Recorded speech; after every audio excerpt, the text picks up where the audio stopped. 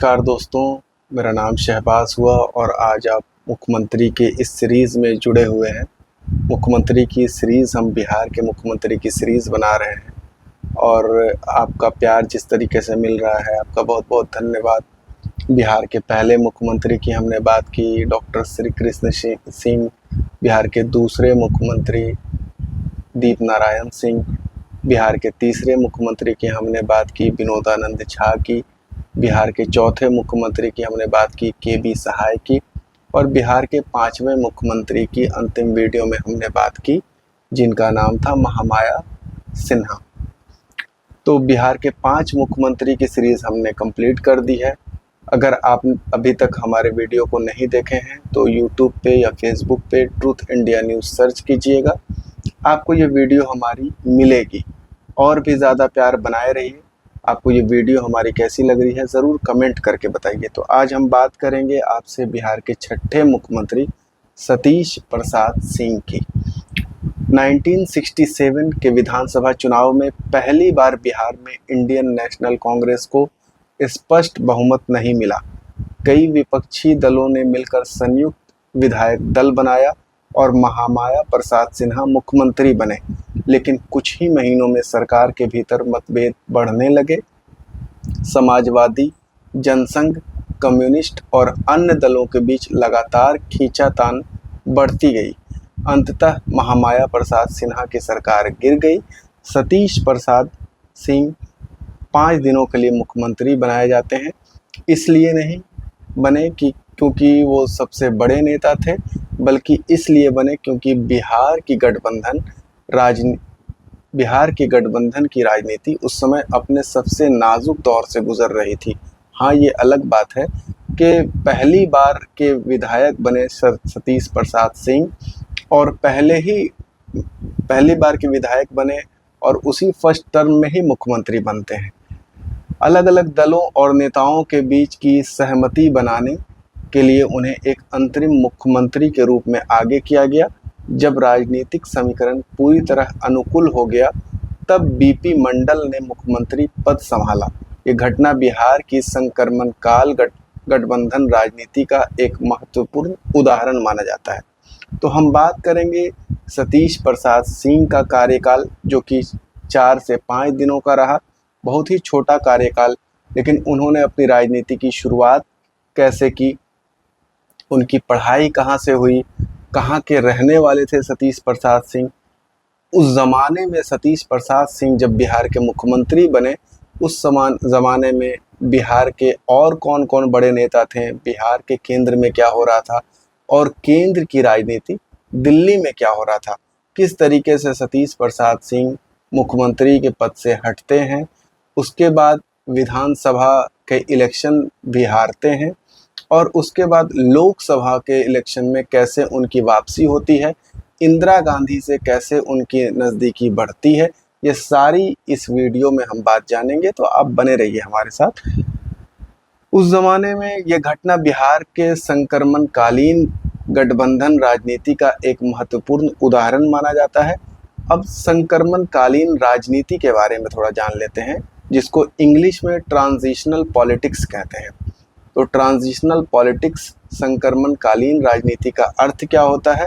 तो ऐसी राजनीति व्यवस्था या दौर जब कोई देश एक राजनीतिक प्रणाली से दूसरी राजनीतिक प्रणाली की ओर बढ़ रहा हो, उसे ट्रांजिशनल पॉलिटिक्स या संक्रमणकालीन राजनीति कहते हैं। सरल शब्दों में अगर समझें तो जब किसी देश में सत्ता, शासन व्यवस्था या राजनीतिक ढांचे में बड़ा बदलाव हो रहा हो, उस अवधि की राजनीति को ट्रांजिशनल पॉलिटिक्स कहते हैं।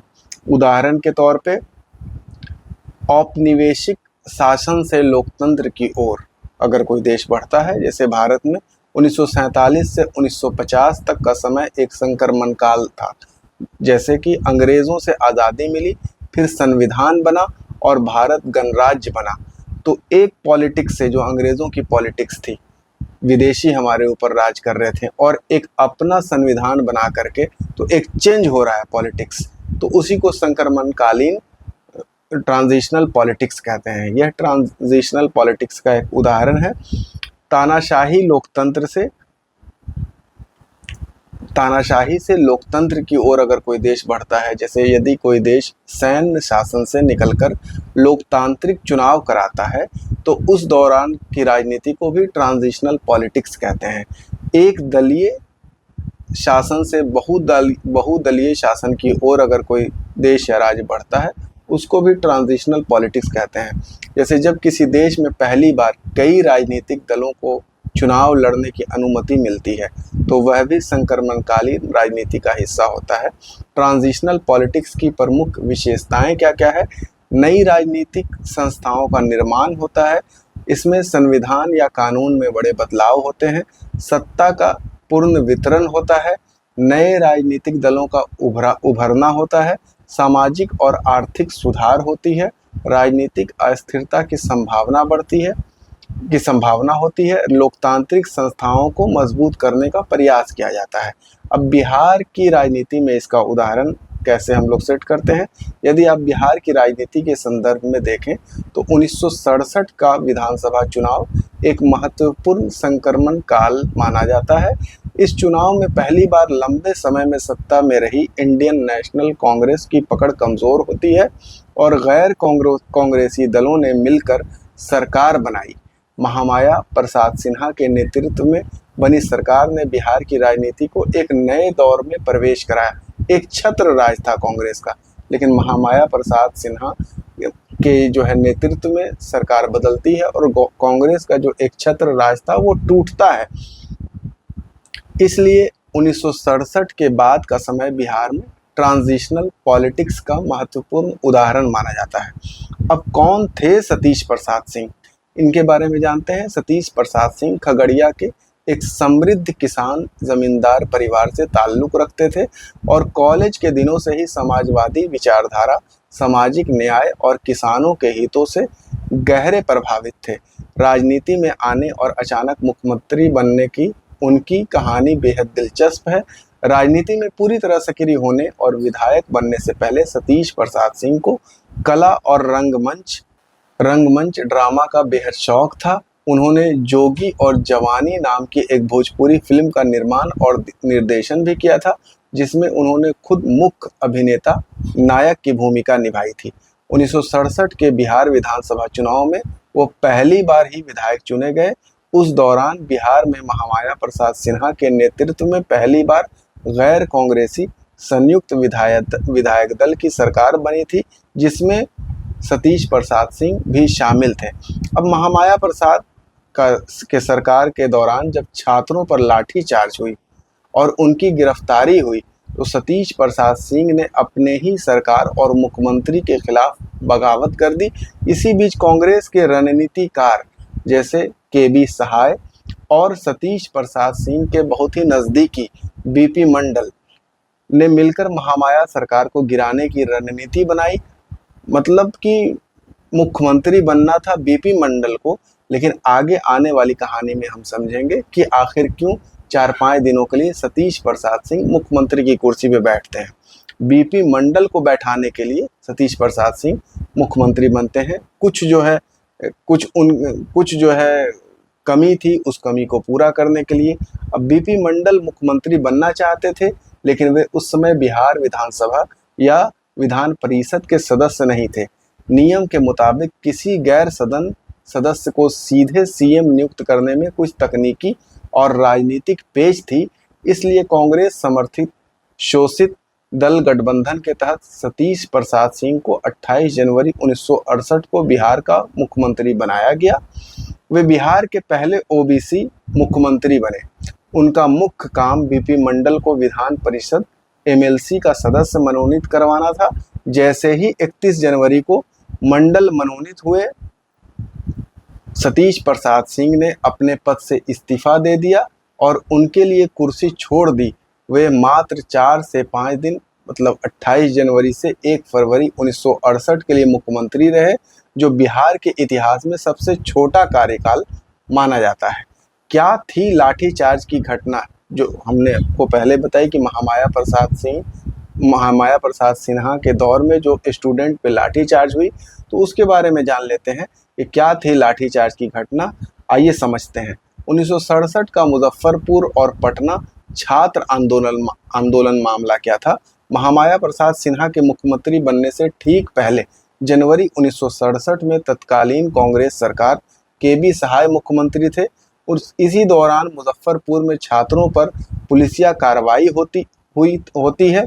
इसके विरोध में 5 जनवरी 1967 को पटना में छात्रों ने विशाल प्रदर्शन किया, जिस पर पुलिस ने भीषण लाठीचार्ज किया और गोलियां चलाई। इस गोली कांड में दीनानाथ पांडे समेत लगभग 9 छात्रों की मौत हो गई। महामाया प्रसाद सिंह की भूमिका इसमें क्या थी? इस बर्बर लाठीचार्ज और गोली कांड के खिलाफ महामाया प्रसाद सिन्हा ने खुद आगे बढ़कर छात्र आंदोलन की कमान संभाली। उन्होंने कांग्रेस सरकार का कड़ा विरोध किया। जनता में तत्कालीन सरकार के खिलाफ इतना गुस्सा था कि चुनावों में नारा गूंजा, सहाय से नोट लो, महामाया को वोट दो। ये उस समय बहुत फेमस नारा था। इसी छात्र आक्रोश के बल पर मार्च 1967 में कांग्रेस की हार हुई और महामाया प्रसाद बिहार के पहले गैर कांग्रेसी मुख्यमंत्री बने। महामाया सरकार के दौरान उर्दू विरोधी छात्र आंदोलन अगस्त 1967 में होता है। ये मामला क्या था, ये भी समझते हैं। जब महामाया प्रसाद सिन्हा की संयुक्त विधायक दल की सरकार बनी तो उनके उप मुख्यमंत्री कर्पूरी ठाकुर थे। इस सरकार ने उर्दू को बिहार की दूसरी आधिकारिक भाषा बनाने का प्रस्ताव रखा। लाठीचार्ज की घटना क्या थी, उस घटना को समझते हैं। इस फैसले के विरोध में अगस्त 1967 में मुख्य रूप से रांची और पटना में छात्र सड़क पर उतरते हैं। 22 अगस्त 1967 को जब छात्र इस नीति के खिलाफ जुलूस निकाल रहे थे तो अन्य गुटों के साथ हिंसक झड़प शुरू हो गई।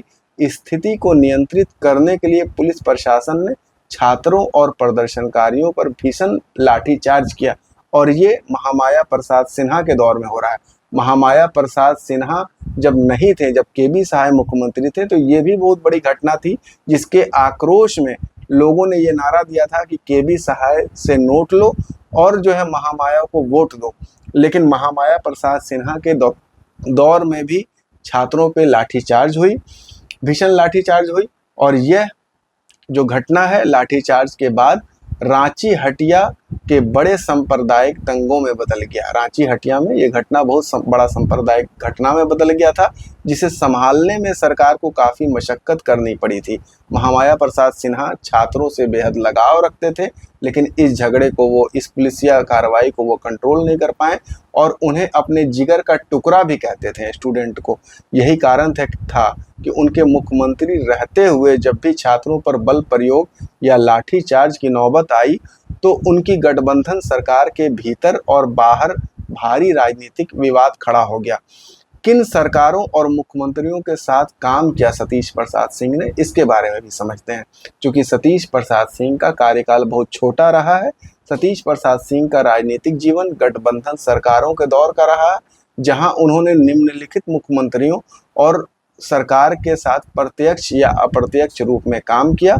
पहले हैं महामाया प्रसाद सिन्हा 1967 में। पहली गैर कांग्रेसी संविदा सरकार में सतीश प्रसाद सिंह विधायक थे और उन्होंने महामाया प्रसाद सिन्हा की नीतियों का विरोध कर अपनी अलग राजनीतिक पहचान बनाई। बीपी मंडल के साथ 1968 में कांग्रेस और शोषित दल मिलकर सरकार बनाना चाहते थे। तय हुआ कि शोषित दल के नेता बीपी मंडल, जिनका पूरा नाम बिंदेश्वरी प्रसाद मंडल था, बिहार के अगले मुख्यमंत्री बनेंगे। लेकिन उस समय एक बड़ी कानूनी अड़चन सामने आई। बीपी मंडल उस समय लोकसभा के सांसद थे और बिहार विधानसभा या विधान परिषद जो राज्य विधानमंडल होता है उसके सदस्य नहीं थे। नियमों के अनुसार राज्यपाल ऐसे किसी व्यक्ति को मुख्यमंत्री पद की शपथ दिलाने में हिचकिचा रहे थे जो राज्य सदन का सदस्य ना हो। इसी अड़चन को दूर करने के लिए एक अनोखी राजनीतिक चाल चली गई।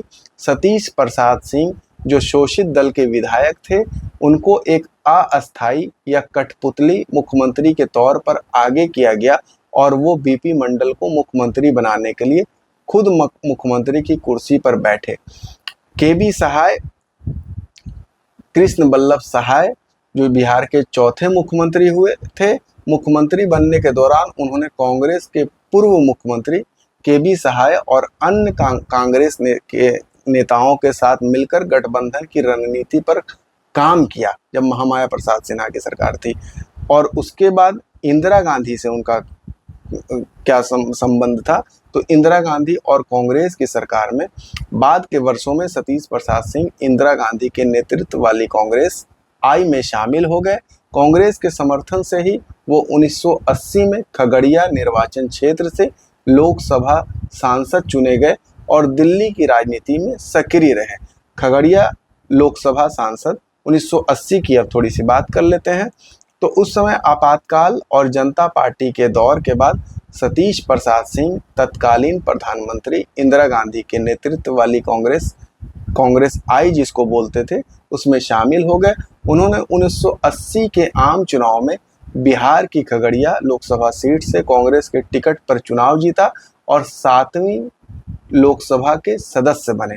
पिछड़े वर्गों और किसानों के अधिकारों की पैरवी की इन्होंने लोकसभा में जाकर के। दिल्ली पहुंचने के बाद सतीश प्रसाद सिंह जो सांसद बने, उनके संसद के भीतर राष्ट्रीय स्तर पर बिहार के किसानों, मजदूरों और पिछड़े समाजों के मुद्दे को पुरजोर तरीके से उठाया। समाजवादी पृष्ठभूमि से आने के कारण वे संसद के विभिन्न बहसों में कृषि सुधारों और ग्रामीण विकास के पक्ष में मुखर रहे। उसके बाद मंडल आयोग की रिपोर्ट का वैचारिक समर्थन किया सतीश प्रसाद सिंह ने। वे बीपी मंडल आयोग के अध्यक्ष और बिहार के पूर्व मुख्यमंत्री के सबसे करीबी सहयोगियों में से एक थे। हालांकि 1980 के दशक में सतीश प्रसाद सिंह कांग्रेस में थे, लेकिन उन्होंने केंद्र की राजनीति और नीति निर्माण के गलियारों में पिछड़ों को 27% आरक्षण देने वाली मंडल आयोग की सिफारिश के पक्ष में एक मजबूत वैचारिक माहौल बनाने की मदद की। उनका यह प्रभाव सतीश प्रसाद सिंह का बाद के वर्षों में देश की आरक्षित राजनीति की दिशा तय करने में सहायक साबित हुआ। राष्ट्रीय दलों के साथ गठबंधन और परामर्श में क्या रोल था उनका, सतीश प्रसाद सिंह का? तो सांसद के रूप में अपने कार्यकाल के बाद भी सतीश प्रसाद सिंह नई दिल्ली की राजनीतिक हलकों में एक वरिष्ठ समाजवादी मार्गदर्शक के रूप में सक्रिय रहे हैं। राष्ट्रीय स्तर पर गठबंधन सरकारों के दौर में कांग्रेस, राष्ट्रीय जनता दल जो आज की राजद है, और भारतीय जनता पार्टी के शीर्ष नेतृत्व के साथ उनके सतीश प्रसाद सिंह के अच्छे संबंध थे। सतीश प्रसाद सिंह ने समय समय पर बिहार के विकास और क्षेत्रीय असंतुलन को दूर करने के लिए केंद्रीय मंत्रियों और नीति निर्माताओं के साथ परामर्श किया। अपने जीवन के आखिरी पड़ाव में वे कुछ समय के लिए भाजपा, जैसे 2013 में भाजपा और बाद में राजद जैसी पार्टियों से भी जुड़े। वर्ष 2020 में कोविड-19 के कारण दिल्ली में सतीश प्रसाद सिंह का निधन होता है। आइए अब कुछ और सवालों के जवाब ढूंढते हैं। सतीश प्रसाद सिंह जब बिहार के मुख्यमंत्री थे, तब उस समय बिहार के और कौन कौन कद्दावर नेता थे उनके बारे में जान लेते हैं। तो आइए जानते हैं। जनवरी 1968 में जब सतीश प्रसाद सिंह मात्र 4 दिनों के लिए बिहार के मुख्यमंत्री बने, वह दौर बिहार की राजनीति में भारी उथल-पुथल, गठबंधन सरकारों के बनने बिगड़ने और पिछड़े वर्ग, ओबीसी और दलित चेतना के उभार का समय था। उस समय बिहार की सियासत में कई ऐसे कद्दावर और दिग्गज नेता थे जो सक्रिय थे, जिन्होंने न केवल उस सरकार को प्रभावित किया बल्कि आगे चलकर देश और राज्य की राजनीति की दिशा बदल दी। पहले बीपी मंडल, जिनके बारे में हमने पहले भी बात किया, पूरा नाम बिंदेश्वरी प्रसाद मंडल, जो बिहार के 7वें मुख्यमंत्री बनेंगे। आगे की कहानी में उनके बारे में अगले एपिसोड में उनके बारे में जानेंगे। बीपी मंडल का क्या महत्व था? वे सतीश प्रसाद सिंह के पीछे की मुख्य राजनीतिक धुरी थे। बीपी मंडल शोषित दल के नेता होने के नाते मुख्यमंत्री की कुर्सी उन्हीं के लिए तैयार की जा रही थी। सतीश प्रसाद सिंह ने अपने 4 दिनों के कार्यकाल में बीपी मंडल को विधान परिषद एमएलसी में मनोनीत करवाया, जिसके तुरंत बाद बीपी मंडल बिहार के अगले मुख्यमंत्री बने। आगे चलकर उन्होंने ही ऐतिहासिक मंडल कमीशन, जिसका नाम है, उसकी अध्यक्षता की। दूसरे नेता उस समय कौन कद्दावर नेता थे बिहार में? तो अमर शहीद जगदेव प्रसाद, बिहार के लेनिन जिनको कहा जाता है। उनका महत्व क्या है जगदेव प्रसाद का? सतीश प्रसाद सिंह के साले थे जगदेव प्रसाद, और शोषित दल के वास्तविक संस्थापक वे रणनीतिकार थे। जगदेव प्रसाद उस दौर में बिहार के शोषितों, पिछड़ों और दलितों की सबसे मुखर आवाज बनकर उभर रहे थे। बिहार में पहली बार पिछड़ी जाति के नेतृत्व वाली सरकार, जिसमें सतीश प्रसाद सिंह पहले ओबीसी सीएम बने, और बनाने का पूरा ताना बाना सतीश प्रसाद सिंह को जगदेव प्रसाद ने ही बुना था। कर्पूरी ठाकुर उन्हीं के जमाना के बहुत कद्दावर नेता। कर्पूरी ठाकुर का क्या महत्व था? कर्पूरी ठाकुर सोशलिस्ट पार्टी के बहुत बड़े और कद्दावर नेता थे। सतीश प्रसाद सिंह की सरकार बनने से ठीक पहले महामाया प्रसाद सिन्हा की सरकार में कर्पूरी ठाकुर उप मुख्यमंत्री और शिक्षा मंत्री थे। शोषित दल के अलग होने से उनकी गठबंधन सरकार गिर गई थी, लेकिन कर्पूरी ठाकुर उस समय पिछड़ों और गरीबों के बीच एक बेहद लोकप्रिय और मजबूत नेता के रूप में स्थापित हो चुके थे, जो बाद में चलकर बिहार के मुख्यमंत्री बने। चौथे नेक्स्ट जो है महामाया प्रसाद सिन्हा। महत्व इनका क्या था? वे बिहार के पहले गैर कांग्रेसी मुख्यमंत्री थे, जिनकी सरकार को गिराकर ही सतीश प्रसाद सिंह मुख्यमंत्री बने थे। महामाया प्रसाद उस समय जनक्रांति दल के कद्दावर नेता थे और छात्र आंदोलन के दम पर जनता के बीच बेहद लोकप्रिय चेहरा माने जाते थे। इसके अलावा हम बात करते हैं कृष्ण वल्लभ सहाय, केबी सहाय। केबी सहाय का क्या महत्व था? उस समय के कद्दावर नेता थे, सतीश प्रसाद सिंह के ही दौर के। कांग्रेस पार्टी के बेहद रसूखदार और बिहार के पूर्व मुख्यमंत्री 1963 से 1967 तक जो बिहार के मुख्यमंत्री रहे थे, केबी सहाय उस समय पर्दे के पीछे से बड़ी भूमिका निभा रहे थे। महामाया प्रसाद की गैर कांग्रेसी सरकार को गिराने और सतीश प्रसाद सिंह व शोषित दल को समर्थन देकर नई सरकार बनवाने में केबी सहाय की कांग्रेस लॉबी का बहुत बड़ा हाथ था। उसी जमाने में रामलखन सिंह यादव थे बिहार के कद्दावर नेता। उनका क्या महत्व था? उस दौर में कांग्रेस के भीतर रामलखन सिंह यादव एक बेहद शक्तिशाली और कद्दावर नेता माने जाते थे।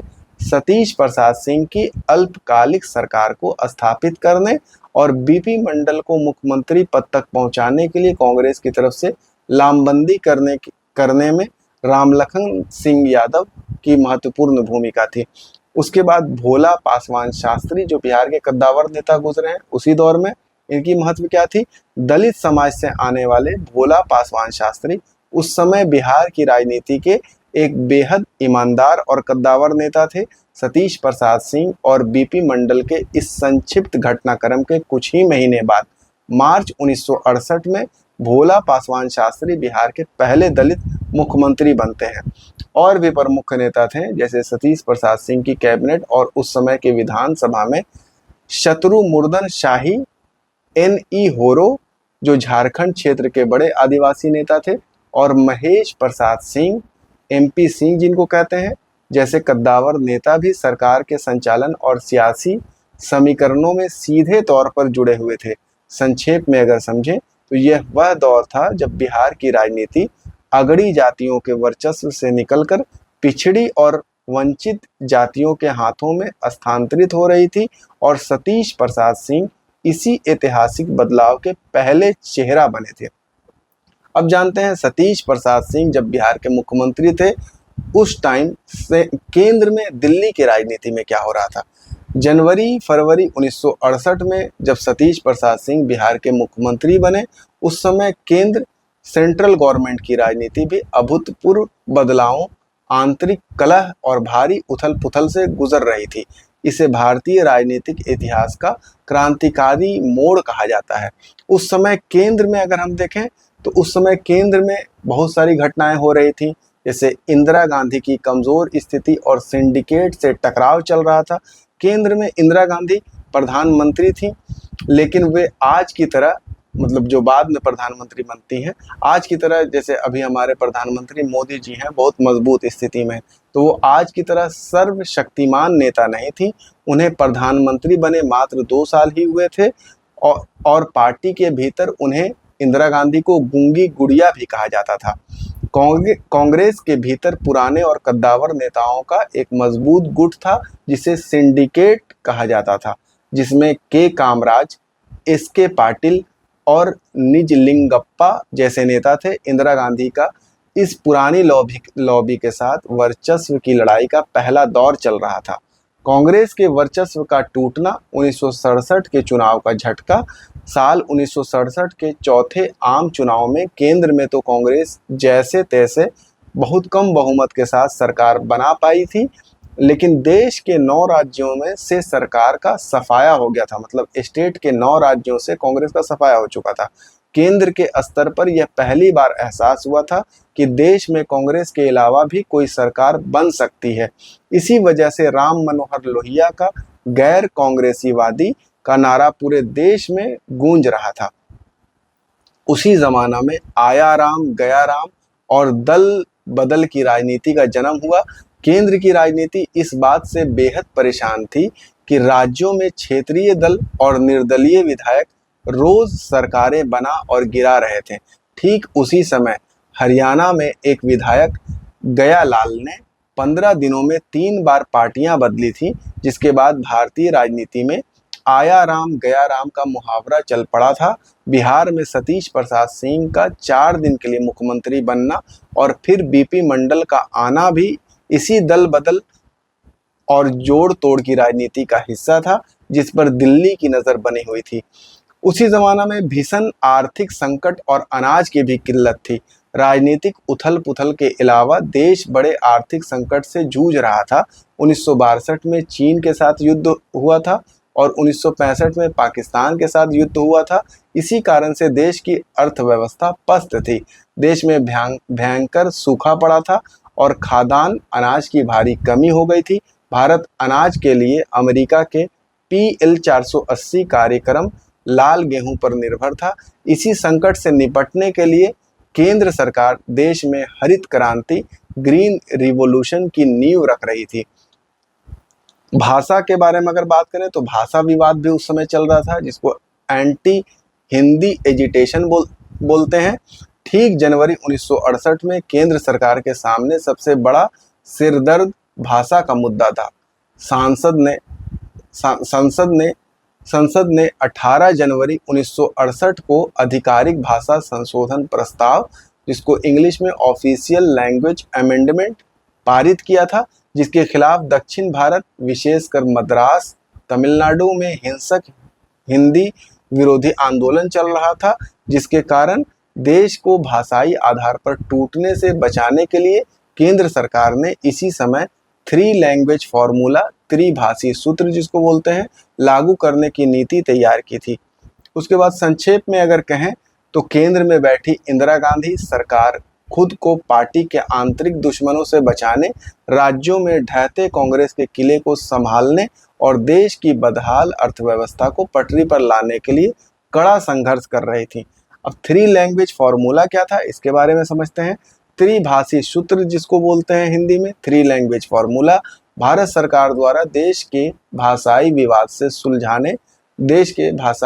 को सुलझाने और राष्ट्रीय एकता को बढ़ावा देने के लिए तैयार की गई एक महत्वपूर्ण भाषाई नीति थी। इसे मुख्य रूप से 1968 की पहली राष्ट्रीय शिक्षा नीति, नेशनल पॉलिसी ऑन एजुकेशन में आधिकारिक तौर पर स्वीकार किया गया था।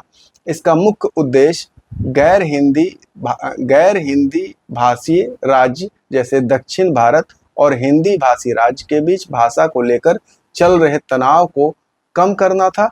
इस सूत्र के तहत देश के स्कूलों में बच्चे को 3 भाषाएं पढ़ाए जाने का प्रावधान किया गया था, जो इस प्रकार है, आप उसको देखिए। हिंदी भाषी राज्य के लिए जैसे बिहार, उत्तर प्रदेश, मध्य प्रदेश, राजस्थान, इन सब राज्यों के स्कूलों में 3 भाषाएं पढ़ाई जानी थी। पहली भाषा मातृभाषा या क्षेत्रीय भाषा यानी हिंदी, दूसरी भाषा अंग्रेजी या कोई अन्य आधुनिक यूरोपीय भाषा, तीसरी भाषा कोई भी एक आधुनिक भारतीय भाषा, विशेष रूप से दक्षिण भारत की कोई भाषा जैसे तमिल, तेलुगु, कन्नड़ या मलयालम पढ़ाया जाना था। हालांकि व्यावहारिक रूप से उत्तर भारत के अधिकांश राज्यों में तीसरी भाषा के रूप में दक्षिण भारतीय भाषाओं के बजाय संस्कृत को चुन लिया गया, जिससे इस फॉर्मूला का मूल उद्देश्य पूरी तरह सफल नहीं हो पाया।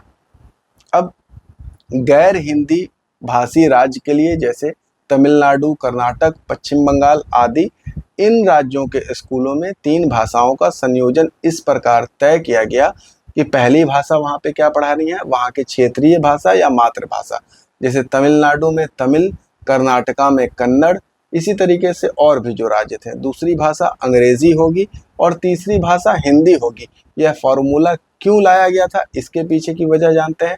तो हिंदी का विरोध थामने के लिए, हिंदी का जो विरोध हो रहा था उसको थामने के लिए आज़ादी के बाद जब हिंदी को देश की एकमात्र राजभाषा बनाने का प्रयास किया गया तो दक्षिण भारत, विशेषकर तमिलनाडु में हिंसक आंदोलन शुरू हो गए। दक्षिण भारतीय राज्यों का मानना था कि उन पर जबरन हिंदी थोपी जा रही है। समान भाषाई बोझ, इक्वल लिंग्विस्टिक बर्डन जिसको बोलते हैं, इस फॉर्मूले को इसलिए डिजाइन किया गया था ताकि उत्तर भारत के छात्रों को भी दक्षिण भारत की कोई भी एक भाषा सीखनी पड़े और दक्षिण के छात्रों को हिंदी या अंग्रेजी सीखनी पड़े। इससे किसी एक क्षेत्र पर भाषाई बोझ ज्यादा ना लगे। राष्ट्रीय एकीकरण, उस समय सरकार का मानना था कि जब देश के विभिन्न हिस्सों के लोग एक दूसरे की भाषाएं सीखेंगे तो देश में आपसी संवाद बेहतर होगा और राष्ट्रीय एकता मजबूत होगा। आज की स्थिति में अगर देखते हैं तो नई शिक्षा नीति, जिसको NEP नेप 2020 कहते हैं, भारत सरकार की राष्ट्रीय शिक्षा नीति 2020 NEP नेप 2020 में भी त्रिभाषा सूत्र को जारी रखा गया है, लेकिन इसमें राज्यों को थोड़ी और लचीलापन, फ्लेक्सिबिलिटी दी गई है। अब यह अनिवार्य नहीं है कि तीसरी भाषा कौन सी होगी, बल्कि राज्य और छात्र अपनी मर्जी से किन्हीं भी 3 भारतीय भाषाओं का चयन कर सकते हैं, बशर्ते उन 3 में से कम 2 भाषाएं भारतीय मूल की होनी चाहिए। तमिलनाडु ने इस त्रिभाषा सूत्र का विरोध क्यों किया था? तमिलनाडु द्वारा त्रिभाषा सूत्र 3 लैंग्वेज फॉर्मूला का कड़ा विरोध करने और इसे पूरी तरह खारिज करने के पीछे गहरी सांस्कृतिक पहचान, राजनीतिक इतिहास और जबरन हिंदी थोपे जाने का डर था। तमिलनाडु ने साफ तौर पर इस नीति को मानने से इनकार कर दिया था और राज्य में द्विभाषा सूत्र 2 लैंग्वेज फॉर्मूला लागू किया, जो आज भी वहां जारी है। इसके विरोध का मुख्य कारण इस प्रकार है कि हिंदी साम्राज्यवाद, हिंदी इंपीरियलिज्म का डर था। तमिलनाडु के लोग और वहां के राजनेताओं का मानना था कि केंद्र सरकार त्रिभाषा सूत्र के बहाने पिछले दरवाजे से गैर हिंदी भाषियों पर हिंदी थोपना चाहती है। उनका तर्क था कि यदि हिंदी को अनिवार्य कर दिया गया तो हिंदी भाषी राज्य के लोग नौकरियां और केंद्र सरकार के प्रशासन में फायदे में रहेंगे, जबकि तमिल भाषी युवाओं को नुकसान होगा। इसका व्यवहारिक असमानता, प्रैक्टिकल इनइक्वलिटी के बारे में समझ लेते हैं। तमिलनाडु के नेताओं ने इस फॉर्मूले को की एक व्यवहारिक कमी को पकड़ा। उन्होंने कहा कि दक्षिण भारत के छात्र तो तीसरी भाषा के रूप में हिंदी पूरी गंभीरता से सीखेंगे, जबकि उत्तर भारत हिंदी भाषी राज्यों के छात्र तीसरी भाषा के रूप में तमिल, तेलुगु या कन्नड़ सीखने के बजाय संस्कृत को चुन लेंगे। इसका नतीजा यह होगा कि दक्षिण के बच्चों पर तो हिंदी सीखने का अतिरिक्त बोझ पड़ेगा, लेकिन उत्तर भारत के बच्चों को कोई आधुनिक दक्षिण भारतीय भाषा नहीं सीखनी पड़ेगी।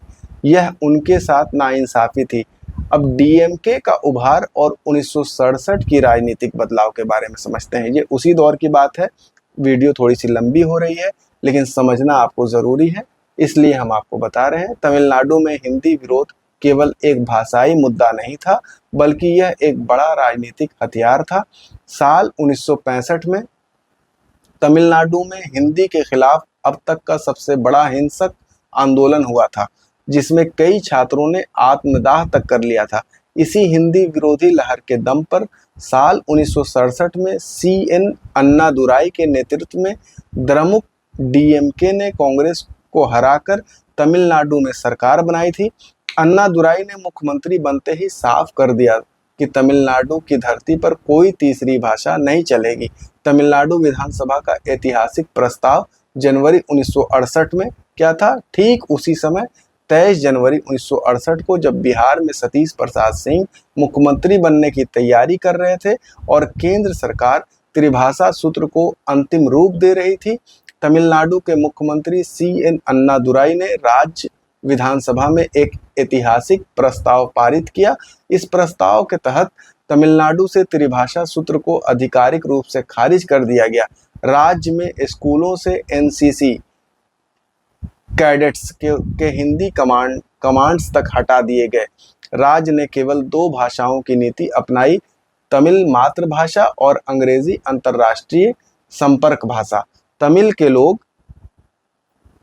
के नेताओं का एक प्रसिद्ध तर्क था, यदि हमें दुनिया से जुड़ने के लिए अंग्रेजी आती है और आपस में बात करने के लिए तमिल आती है, तो हमें किसी तीसरी भाषा जैसे हिंदी की क्या ज़रूरत है।